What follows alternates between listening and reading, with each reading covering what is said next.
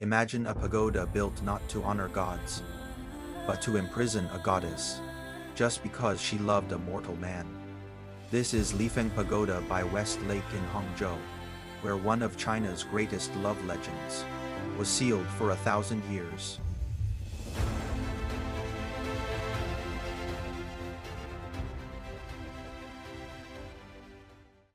Hi everyone, I'm Zach, your new cultural explorer.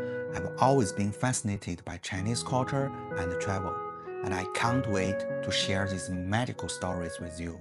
Right now I'm in Hangzhou, a city where ancient history meets cutting-edge innovation. At its heart is West Lake, a place surrounded by centuries of legends. Take Lifeng Pagoda for example. It's the iconic setting of The Legend of the White Snake. Mention it to a local friend, and their eyes might light up. They probably grew up hearing it. I recently visited Lifeng Pagoda again, and found many interesting hidden details, which I'll share with you in the following content. So today, let's first dive into this legendary story. It's truly amazing. Bai Suzhen, the White Snake, meditated for 1,000 years. She didn't seek immortality but human form to repay a debt etched deep within her soul. In a past life, a penniless scholar, Zhu Xin's former self, saved her from peril. She cherished that kindness like a flame, nurturing it for 1,000 years. The day she took human form, she came down to the mortal world with shouting, a green snake who had trained for 500 years, as her protector and companion, not for glory but to find him, the soul she owed. On Qingming Day, when rain turns West Lake silver, Bai Suzhen and Zhao Bing strolled beneath paper umbrellas. At the broken bridge they spotted Zhu Shan. Their eyes met, Bai's breath caught. This was him, the face she'd chased across lifetimes, appearing not with thunder but a shy smile. That simple kindness awakened something in her immortal heart, and so, love unexpected and gentle took root. Before long they were wed. They tied a strand of each other's hair into one braid. In ancient China, this meant two souls bound for life. They linked arms and shared wine, a playful, intimate vow to care for each other always. As night fell, red flower candles burned bright, flames believed to bless their marriage with warmth and joy.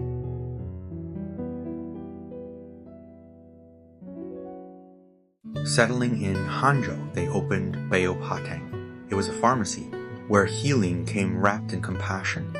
Bai Suzhen, skillful hands healed, both emperors and the poor alike. She often treated the needy for free. Beiyou Town's name spread throughout the city, their days flowing as peacefully and warm as the waters of West Lake.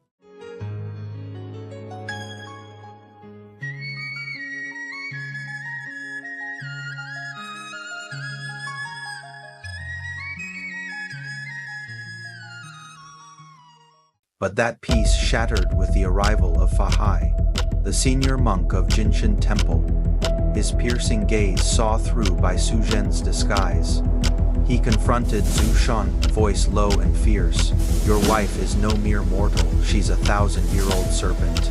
Leave her or suffer her wrath. Zhu's heart wrestled with love and doubt. Dragon Boat Festival arrived, bringing with it the ritual of Realgar wine to ward off evil. Pressured by tradition and peers, Zhu Shan urged Bai Suzhen to drink with him again and again. Bai knew a sip would break her human guise, but refusal risked losing Zhu's trust. Trembling, she drank. Pain twisted inside her like fire. She fled behind a screen, only to reveal a massive white serpent, coiled where a woman once stood. Sushin, stunned beyond belief, collapsed, his spirit torn from his body by terror. When Bai Suzhen awoke, Sushan's lifeless body lay before her. Guilt tore through her chest. Grief-stricken, she ran to Master Boking, frantic for help. With a flick of his wrist, he summoned the Bashan censer, its smoke curling like a living serpent, pointing the way to Kunlun Mountain. Inside the censer, time twisted. An hour within meant a day outside. Bai dashed forward, each heartbeat a race against death. Avalanches roared overhead, boulders rained down, and she darted between them. Trained guardians swept in on clouds, swords slicing the air. She fought them off, refusing to yield. One thought blazed in her mind: I will bring him back no matter the cost. At last, she seized the golden herb. She flew back, pressed it past Su Shan's lips, and his eyes snapped open. She had torn him back from the cold hands of death. When Shu Shan awoke from his stupor, Bai Sigan murmured that the serpent plaguing them had been slain by Shao Kang in a single strike. Peace returned, fragile as thin ice. News of Bai Sujin saving Shishan drew the attention of the monk Fahai. Dahai tracks down So Xian and confronts Bai Sujin at their home. With sacred power he forces her. True serpent form into the open, and a confrontation erupts instantly.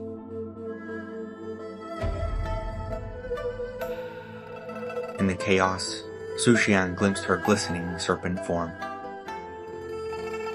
Yet he chooses to protect her without hesitation, and Bai Sujin flees wounded. It's then that Bai Sujin realizes. A faint pulse stirs within her womb, but believing Su Shan fled, in terror of her true self, she is heartbroken. In truth, he was already detained by Fahai at Jingshan Temple. The Zhao King uncovers the truth and smashes open the temple gates. To rescue Su Xian overnight, Fahai chases after them. With no escape, Bai Sujin has no choice but to reveal her true form again. Su Xian looks at her coiling serpent body and embraces her true nature without hesitation. In this moment, their bond grows even deeper. Fahai, unwavering in his belief that humans and demons must never coexist, was determined to subdue Bai Sujuan and Shao King. A cataclysmic battle erupted once again. The divine beast golden-haired who rears and roars, majestic and menacing. Bai Sujin and Shao King show no fear, fighting with all their might. Even if it means destruction, each collision shakes heaven and earth. A thrilling spectacle. Fahai channels his Buddhist power, and golden light surges like a tide. Though powerless, Zu Shan stands tall beside Shao Bai, with a steadier gaze than anyone. In this clash of convictions, between human demon and Buddhist, each stands resolute in their deepest obsessions. Fahai clings to the rigid belief that humans and demons can never coexist. Refusing to yield, Fahai unleashes supreme Buddhist powers, casting a vast and radiant golden barrier. In the end, Bai Sujin is with Child, the reincarnation of the Scholar Star.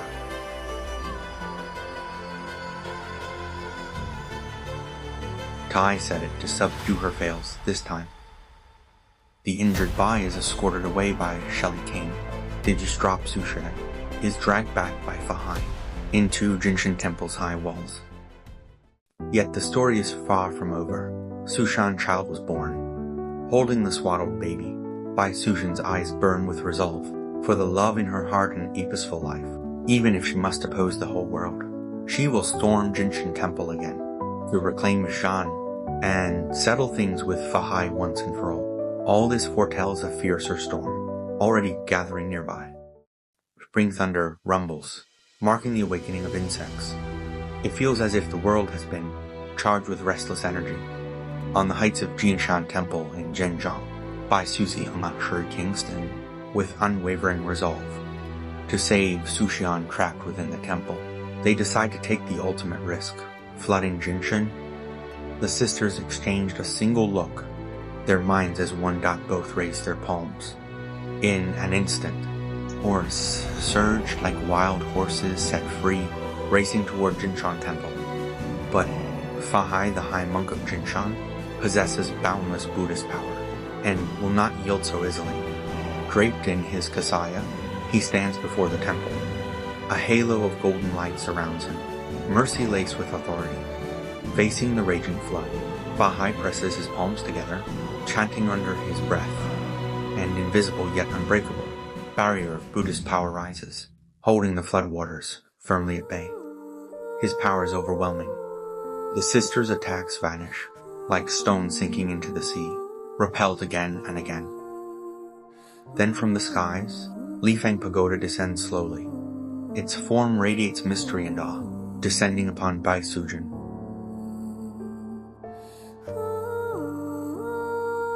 Her strength wanes with time, and the glow of her hairpin dims. Unable to withstand the force, the hairpin snaps with a sharp crack.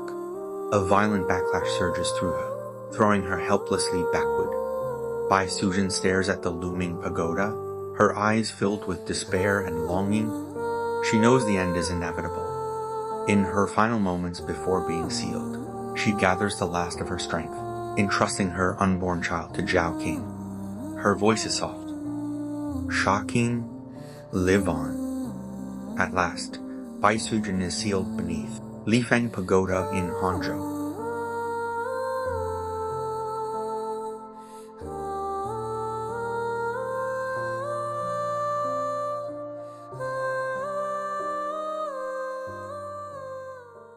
Wow, that was such a tragic, heroic, and heart-wrenching chapter of the story, wasn't it? Now let's continue and see how it unfolds. Actually, there's no single ending. Through centuries. Novels, TV shows, and folktales have offered different versions. In one version, it's full of hope. Bai Sujin's son, Zhu Shiling, grows up and becomes the top scholar in the imperial exam when he visits his mother under Lifeng Pagoda. His upright spirit touches heaven and earth. The pagoda collapses, and the family is finally reunited. In another version, Zhao King masters supreme magic and defeats Fa Hai. She overturns the pagoda, rescues Bai Sujin, and the family eventually lives quietly in the Jiangnan water towns. And in a darker telling, Fa Hai leaves a spell. The pagoda won't fall unless West Lake dries up. Bai Sujin remains trapped under the tower, and Zhu Shan builds a small hut beneath it, praying day and night. Some tales even imagine Bai Sujin reincarnating and reuniting with Zhu Shan, their son, and Zhao King in another world.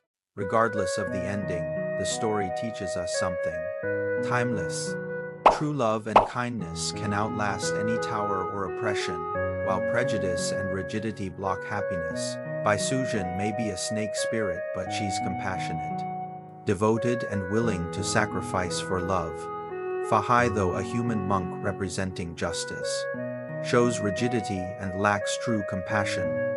The story tells us, judge people by their hearts and actions, not labels or origins. True love and kindness can break rules, cross time, and even defy fate. Even today, in a world of different races, cultures, and even AI, the story still whispers the same truth. What truly matters is respect, openness, and connection. 1,000 years might have passed, yet the story still feels so vivid and alive. Now, back to reality. Lifeng Pagoda itself has a history of collapse and reconstruction. Why did Lifeng Pagoda collapse? When it did, people rushed for its bricks. Some said they could ward off evil. Others claimed treasures were hidden beneath, and relics of Bai Sujin. Superstition, hidden treasures, or a secret of history. And why do two towers now stand on the same site? How do they link myth with reality? If you want to see me explore it in person, drop a comment below. Next time, I'll take you to Lifeng Pagoda. Trust me, its real history is just as fascinating as the legend. This is my first video, so your support really motivates me. Share it with friends if you enjoy it. I want to build a bridge of culture, sharing stories that reveal the real, fascinating China. Every story I tell is a new seeing. Thank you for journeying with me through this classic narrative. To carry this feeling into your everyday, I have a special gift for you, the White Snake King Quash Collector's Wallpaper Pack. This is original artwork I selected from hundreds of creations, refined with AI. It's completely free. The gift is in the pinned comment link. Click to claim it.